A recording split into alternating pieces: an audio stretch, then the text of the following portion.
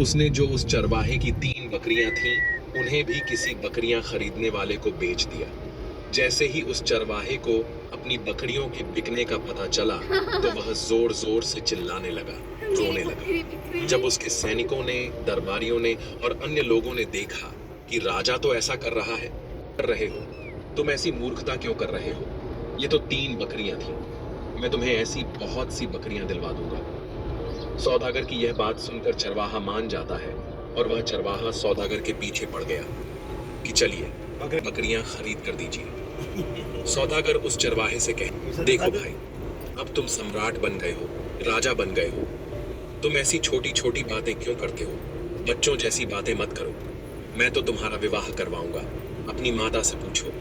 हमारे यहाँ के राजा चंद्रसेन, उनकी पुत्री बहुत ही सुंदर है, लाकर पटक दिया है।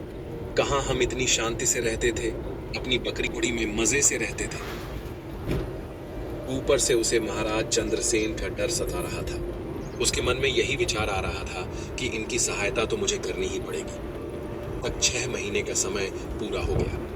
अब सौदागर अपने देश में महाराज चंद्रसेन के पास पहुंचा। महाराजा से कहने लगा, अब आप अपने नाई और पंडित को भेज। मैंने अपने सम्राट को मना लिया है। वह आपकी लड़की से शादी करने के लिए तैयार है। राजसी वस्त्र पहने मेरा हाईवे से अच्छा लगा यार चरवाहा मेरा। सौदागर से कहने लगा, हरियाली। यह तुम क्या कर रहे हो?